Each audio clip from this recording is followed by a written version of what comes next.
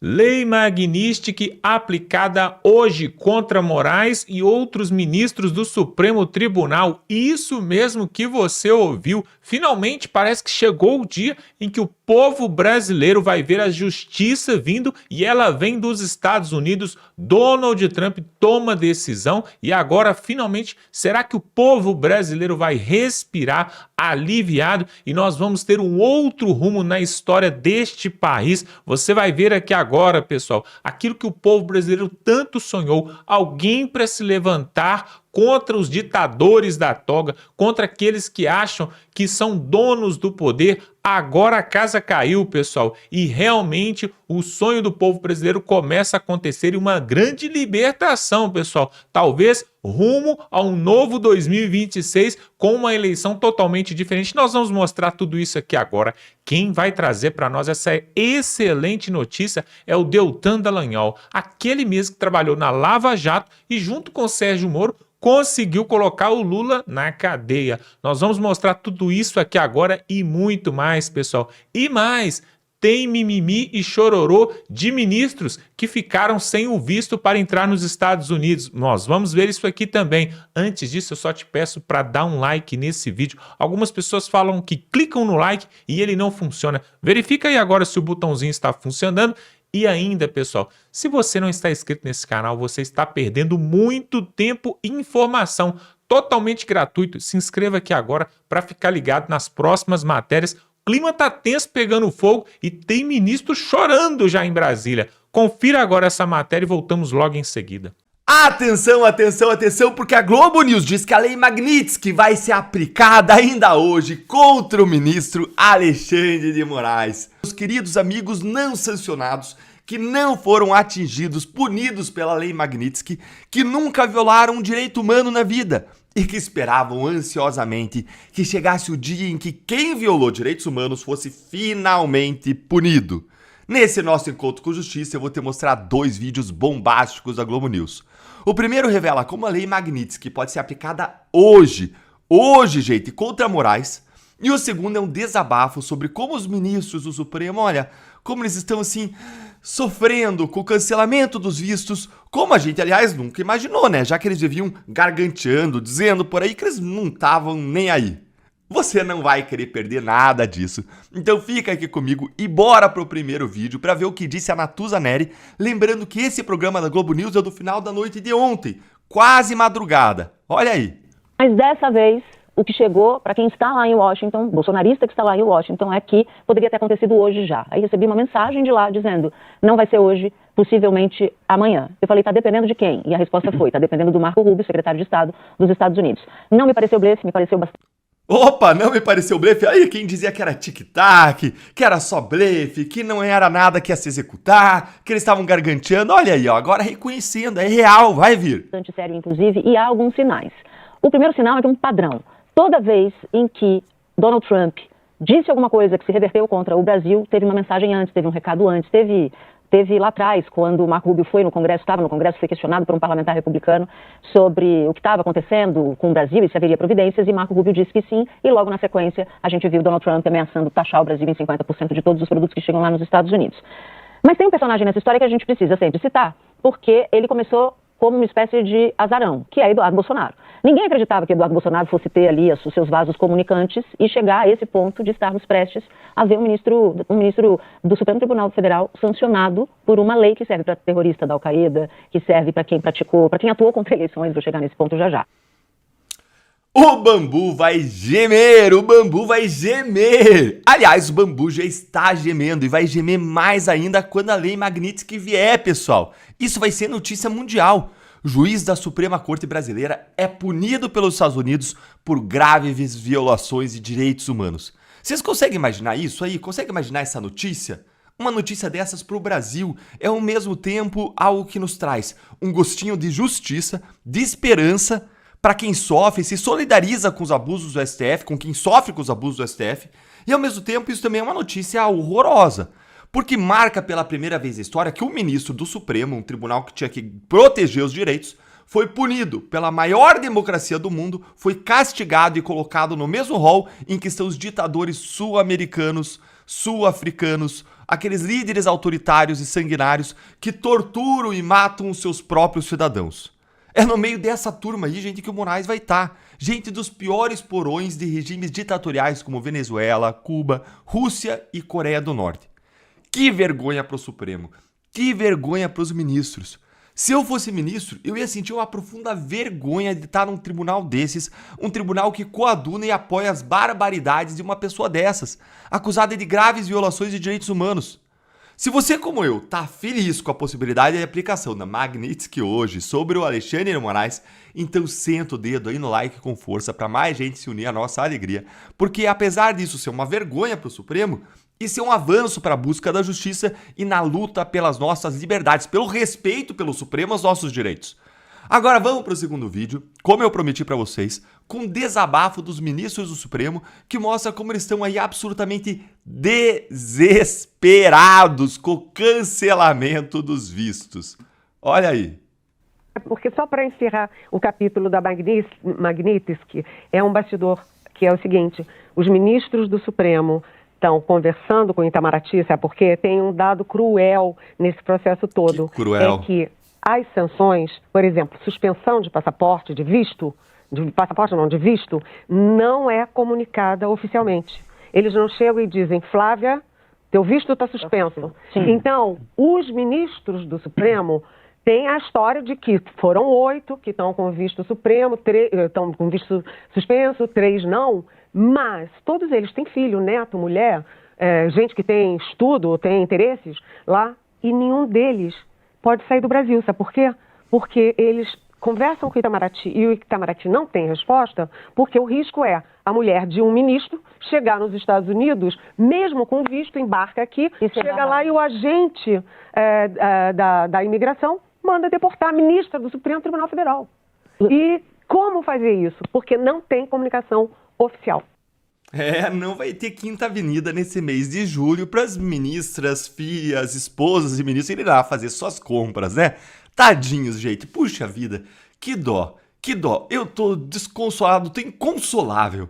Pois é, gente. O Clesão, ele também tinha esposa e filhas, que estão até hoje buscando justiça para o pai.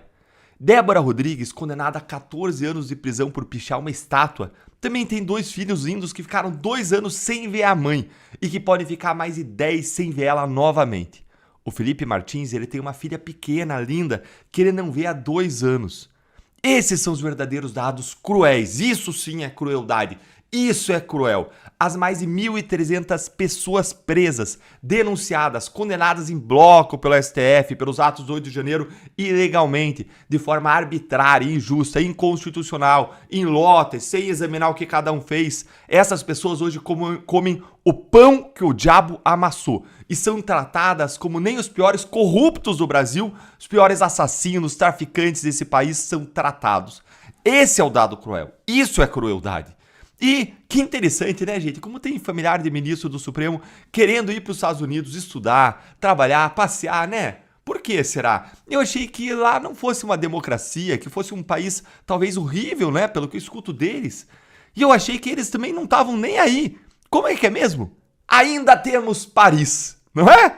Me explica aí nos comentários por que será que eles querem tanto ir para os Estados Unidos se lá não presta, hein? Porque eu não tô conseguindo entender essa.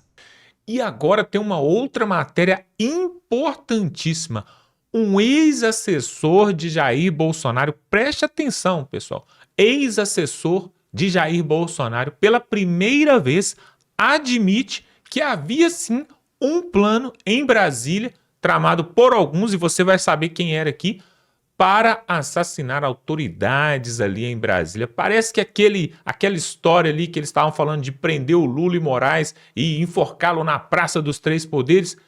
Agora, um ex-assessor de Bolsonaro, nós não estamos falando do Lula da esquerda não, de Bolsonaro, admitiu que realmente existia este plano. Isso é uma bomba, pessoal. Nós vamos ver isso aqui agora. O pessoal da Rádio Auriverde vai trazer para nós aqui com detalhes. Ele confessou, você vai ver aqui agora, será que realmente houve golpe, houve essa tentativa mesmo? Vamos ver tudo isso aqui agora, o pessoal da Rádio Auriverde vai trazer agora com detalhes, confira. Bom, eu quero tratar sobre o que aconteceu ontem no Supremo Tribunal Federal, Pitoli, especialmente na primeira turma. O general da Reserva do Exército, Mário Fernandes, que é acusado de elaborar aquele plano punhal verde e amarelo, admitiu ontem ser o autor do documento que previu o assassinato de autoridades, entre elas o presidente Luiz Inácio Lula da Silva e o ministro Alexandre de Moraes do Supremo Tribunal Federal, além de Geraldo Alckmin.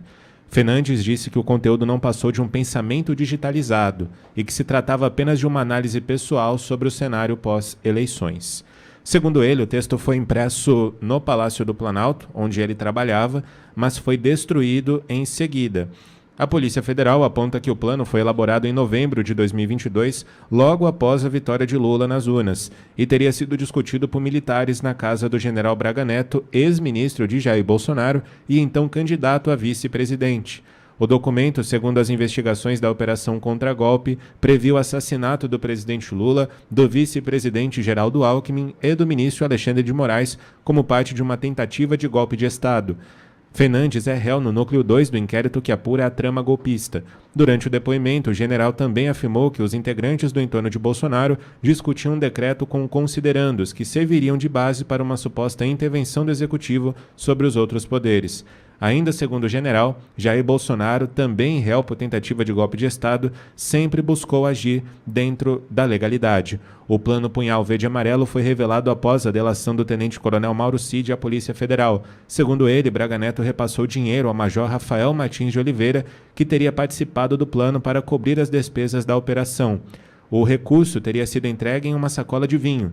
A Polícia Federal prendeu militares e um policial envolvidos no caso em novembro do ano passado. As investigações apontam que o plano seria executado se a tentativa de golpe em 2022 tivesse sido bem sucedida. Ô João, deixa eu entender, João. Ele diz que ele só digitalizou uma ideia, é isso? Ele usou a expressão pensamento digitalizado. Pensamento digitalizado. E que esse plano, Pitoli, seria... na verdade, ele foi destruído, né? Ele montou isso e depois destruiu, mas ficou o registro. Tá. Veja, ele provavelmente tem admitido isso porque teve seu computador apreendido e esse arquivo deve ter aparecido.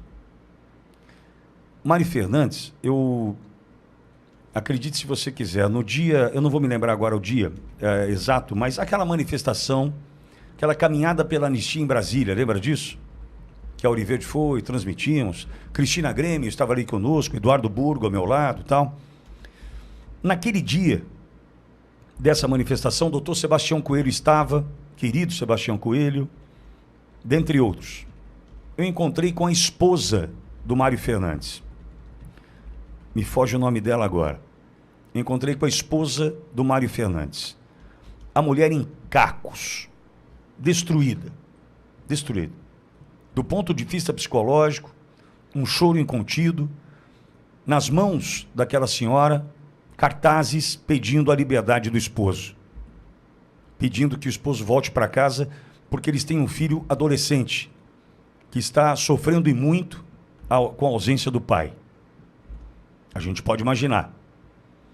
E aí, eu me lembro perfeitamente daquele momento, ela falando da injustiça, falando de tudo que está sofrendo e pedindo a liberdade de Mário Fernandes. Agora, veja, pensamento digitalizado fica muito difícil de eu querer defender. Fica muito difícil aqui de eu querer defender. Sabe por quê?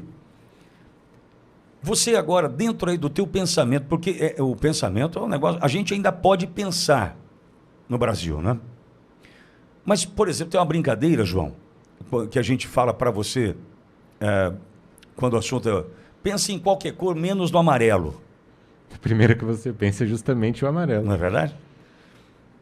Agora, pensamento sobre tudo o que está acontecendo no Brasil é o que a gente mais tem. Soluções mirabolantes, soluções que passam muito longe das quatro linhas, dentro do pensamento, dentro do instinto, dentro daquilo que você gostaria de fazer para resolver agora os problemas do Brasil. Eu posso imaginar que você esteja agora com pensamentos que jamais poderiam ser digitalizados. Jamais. Jamais. Sequer, muitas vezes, divididos, esses pensamentos. Divididos com alguém. Você pode ter todos eles. Todos eles. Todos. Mas digitalizar um pensamento fica muito difícil de defender. Porque esse arquivo foi encontrado e esse cidadão continua preso. Não tenho o que dizer. Agora, se ia acontecer ou não ia, eu aposto que não. Aposto o que você quiser que não iria acontecer. Tanto é que ele fala que foi destruído. Mas, santa ingenuidade, digitalizar um pensamento desse? Vou dar aqui alguns exemplos. Dessa digitalização de pensamento que o caminho não é bom. Vou dar um exemplo. De uma pessoa que, em algum momento eu olhei, ouvi e passei a desprezar. O nome dele é Arthur Duval. Mamãe falei. Naquela situação das moças da Ucrânia, lembra? Quem não lembra, né? Daquela mensagem asquerosa, nojenta. Ele digitalizou um pensamento. Ele digitalizou um pensamento. Coloca o pensamento num grupo de WhatsApp que ele julgava estar entre amigos, porque o cara digitalizar um pensamento estúpido daquele, como mamãe falei, num grupo de WhatsApp, ele deve ter mandado para um grupo onde ele confiava, certo? Certo ou errado? Não preciso nem dizer. O que aconteceu com o Arthur Duval, mamãe falei, diante daquilo? O que aconteceu? As consequências. Em especial, moralmente falando. Porque ele digitalizou algo que ele não deveria ter digitalizado, por mais que ele tenha pensado. Indefensável. Indefensável. Pensamento é um negócio maluco, eu sei. Mas digitalizou, registrou. Mas você está querendo dizer que nesse grupo pode ter traidor, Pitoli? Não sei. Não sei. Não sei. Mas chegaram no computador do cidadão e nesse computador tem um pensamento digitalizado que hoje, infelizmente, pode estar ferrando com muita gente. Muita gente. Que daí vem a caixa de vinho com dinheiro, não sei o quê. Aí tem um Walter Braga Neto, uma pessoa que merece meu mais absoluto respeito, preso. E aí? Então, amigo, aí fica difícil defender, hein, João? Concorda comigo, João? Pingo? Inclusive, ainda nessa declaração do Supremo Tribunal Federal ontem, ele disse o seguinte sobre esse ponto que você toca, abre aspas, é um arquivo digital, nada mais retrata do que um pensamento meu que foi digitalizado. Porra, mas não que digitaliza, cacete. Um compilado de dados, um estudo de situação meu, uma análise de riscos que eu fiz e por costume próprio resolvi digitalizar. Não foi mostrado a ninguém. Não foi compartilhado com ninguém. Hoje me arrependo de ter digitalizado isso. Fecha aspas. Um outro ponto, ele afirma também, como eu disse, que o general, junto com outros integrantes do entorno de Jair Bolsonaro, discutiam um decreto com considerandos que serviriam de base para uma suposta intervenção do Poder Executivo sobre os outros poderes. E aí o trecho, ele diz o seguinte, abre aspas, fiz um apelo ao general Ramos, que era assessor do presidente. Se existe esse movimento e está dentro da Constituição, por que não reforçar isso? Dentro da Constituição Federal, não acima. Fecha aspas. João, digitalizou o que não deveria ter digitalizado. Desculpa. Ele se arrependeu e eu não tenho como defender. Pois é, pessoal, já estava mais do que na hora, né, dessa lei Magnitsky entrar em vigor e, ao que tudo indica, não passa desse dia de hoje, porque já passou de todos os limites. É claro que o Donald Trump, né, o pessoal ali da Casa Branca, os seus secretários, eles não vão esperar chegar o dia 1º de agosto, porque eles estão vendo que o Lula, a cada dia que passa, ele dobra a aposta, que o Moraes, a cada dia que passa, dobra a aposta. Inclusive o Lula deu um depoimento, deu uma declaração, falando assim que ele é muito bom de do truco, né? Aquele jogo de cartas, né? Que ele é muito bom de truco e que se o Trump vier com o zap, que ele vai dobrar a aposta, ele vai jogar um 6, ele vai dobrar a aposta, ele vai pedir 6, ou seja, dobrando a aposta. Olha só, pessoal, brincando com o povo brasileiro, com vidas que vão perder empregos, com o PIB que vai cair. Você sabia que a cada 1% do PIB brasileiro que cai, cerca de 30 mil empregos são perdidos no Brasil? E de acordo com os economistas, pessoal, essa taxação vai significar 0,8% de queda no PIB, quase 1%. Ou seja, é bem provável que se a partir do dia 1º de agosto, milhares de pessoas vão perder emprego. E se você acha que a situação do Brasil já está ruim, é porque com essas sanções, inclusive a lei Magnitsky, a coisa vai ficar dura, pessoal, a coisa vai ficar séria. E aí o Lula brincando com o jogo de cartas, falando sobre essa situação tão importante.